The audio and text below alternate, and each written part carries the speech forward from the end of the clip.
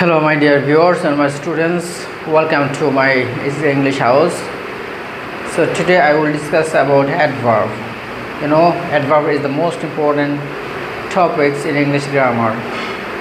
So if you don't know about adverb, if you don't clear about adverb, then you should see my video at this time.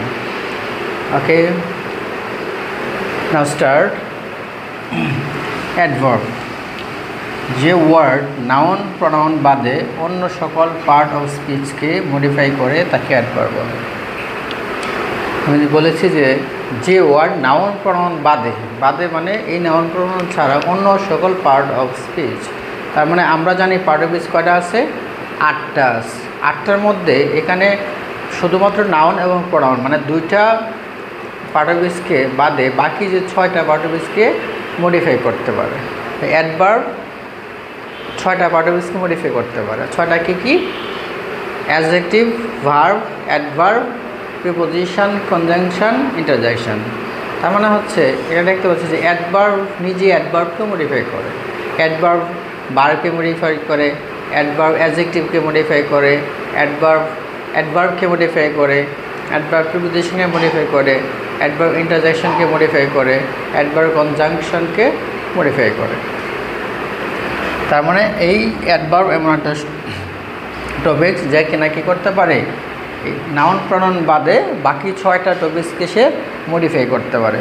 আসলে আমাদের বইয়ের মধ্যে বিভিন্ন সংজ্ঞা দেয়া আছে বা ডেফিনেশন দেয়া আছে, ওই ডেফিনেশনগুলো আসলে আমার কাছে এতটা গুরুত্বপূর্ণ বা এই ডেফিনেশনগুলো দিয়ে আমি সবগুলা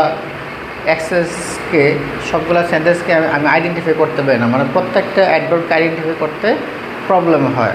বা আমার মনে হয় যে আমার মতো আপনাদেরও কি প্রত্যেকটা অ্যাডভার্ব আইডেন্টিফাই করতে প্রবলেম হয়। তা আশা করি যাদের বিভিন্ন ক্ষেত্রে প্রবলেম হয় তাদের আজকে থেকে কখনোই আর প্রবলেম হবে না। আপনাদের শুধু অনুরোধ থাকবে আপনারা এই যে এখানে যে ডেফিনেশনটা দিয়েছি, ডেফিনেশনটা অবশ্যই মুখস্থ করে রাখবেন এবং ভালোভাবে ভিডিওটা বোঝার চেষ্টা করবেন।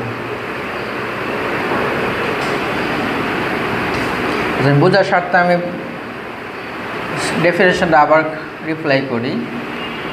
দ্য অ্যাডভার্ব যে অ্যাডভার্ব নাউন প্রনাউন বাদে অন্য সকল পার্ট অফ স্পিচকে মডিফাই করে তাকে অ্যাডভার্ব বলে। তার মানে নাউন প্রনাউন বাদে বাকি যে 6টা পার্ট অফ স্পিচ আমার মধ্যে আছে, যে 6টা পার্ট অফ স্পিচ আছে, এই 6টা পার্ট অফ স্পিচকে কী করবে, মডিফাই করবে। যদি নাউন প্রনাউন বাদে অন্য কোনো পার্ট অফ স্পিচকে মডিফাই করে তাহলে সেটা কী হবে, অ্যাডভার্ব হবে।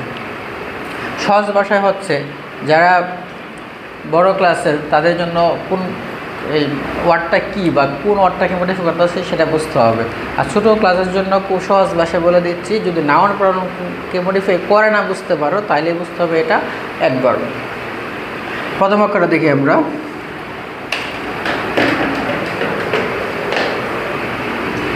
হি ওয়াকস স্লোলি, সে ধীরে ধীরে হাঁটে। এখানে স্লোলি কি, সে ধীরে ধীরে হাঁটে। ধীরে ধীরে দ্বারা কী বোঝাচ্ছে, সে ধীরে ধীরে নাকি হাঁটা ধীরে ধীরে? এখানে হাঁটাটা ধীরে ধীরে বলছে, সে হাঁটতেছে কেমনভাবে হাঁটতেছে, জোরে আস্তে, এখানে বলছে সে কি আস্তে আস্তে হাঁটতেছে। বলছে সে স্লোলি মানে সে স্লো না, তার হাঁটাটা স্লো। এই কারণে সে ওয়াক্স, আমরা জানি ওয়াক্স কোন পার্ট অফ স্পিচ, ভার্ব, মানে এই ওয়ার্ডটা ভার্বকে মডিফাই করতেছে। তার মানে আমরা জানি নাউন প্রনাউন বাদে মডিফাই করলে কি হবে, অ্যাডভার্ব হবে। তার মানে এটা হচ্ছে adverb. You are very sad, you are very sad, তুমি খুবই, তোমার খুবই মন খারাপ বা তুমি খুবই মানে ক্লান্ত বা তোমার মন খারাপ। স্যাড মানে দুঃখিত বা খুবই দুঃখিত, মন খারাপ যাই বলবেন। ইউ আর ভেরি স্যাড, তুমি খুবই স্যাড। এখানে ভেরি নিচ আন্ডার ভেরি, এই ভেরি শব্দটা মূলত কি, এই ভেরি শব্দটা কাকে মডিফাই করতেছে, ইউকে মডিফাই করছে নাকি আর স্যাডকে মডিফাই করছে নাকি আরকে বলছে? ভেরি খুবই দুঃখিত, স্যাড খুবই স্যাড, তার মানে খুবই দুঃখিত। স্যাডও তো কি দুঃখিত, তার মানে এখানে স্যাড শব্দটা কি, স্যাড কাকে মডিফাই, স্যাড মানে দুঃখিত, কে দুঃখিত, তুমি দুঃখিত। মানে এখানে আমরা জানি নাউন প্রনাউনকে মডিফাই করলে কী হবে, অ্যাডজেক্টিভ হবে। তার মানে এই স্যাড শব্দটা হচ্ছে অ্যাডজেক্টিভ। অ্যাডজেক্টিভ। তার মানে কোনো শব্দ যদি অ্যাডজেক্টিভকে মডিফাই করে সেটা কি হবে? অ্যাডভার্ব হবে। তার মানে এখানে তো আমার নাউন প্রোনাউনকে মডিফাই করতেছে না, অ্যাডজেক্টিভ মডিফাই করতেছে। তো নাউন প্রোনাউনকে মডিফাই না করলে কি হবে? অ্যাডভার্ব। আবার আমরা জানি অ্যাডজেক্টিভ মডিফাই করলেও adverb. I see you tomorrow, আমি আগামীকাল তোমাকে দেখব। আমি I see you tomorrow, sorry এখানে আই সি হবে না, আই উইল সি হবে।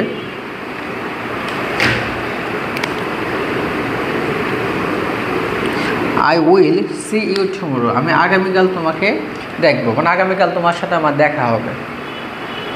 আই উইল, এখানে টুমরো দ্বারা কী বোঝাচ্ছে? আমাকে বোঝাচ্ছে নাকি ইউকে বোঝাচ্ছে? আইকে বোঝাচ্ছে নাকি ইউকে বোঝাচ্ছে? কারণ আইকে বোঝাচ্ছে না, ইউ বোঝাচ্ছে। আগামীকাল কি সময়, সময় কি হবে? দেখা করার সময়ের কথা বলা হয়েছে এখানে, দেখা করার সময় করা মানে কি বার্বকে মডিফাই করতেছে। এই শব্দটা যেহেতু বার্বকে মডিফাই করতেছে, আমরা জানি বার্বকে মডিফাই করলে কি হবে? অ্যাডভার্ব হবে। কারণ আমাদের তো বলা আছে নাউন প্রোনাউন বাদে, মানে এই টুমরো শব্দটা কি? অ্যাডভার্ব। তারপর দ্য সান শাইন্স ব্রাইটলি, সূর্য উজ্জ্বলভাবে কিরণ দিচ্ছে।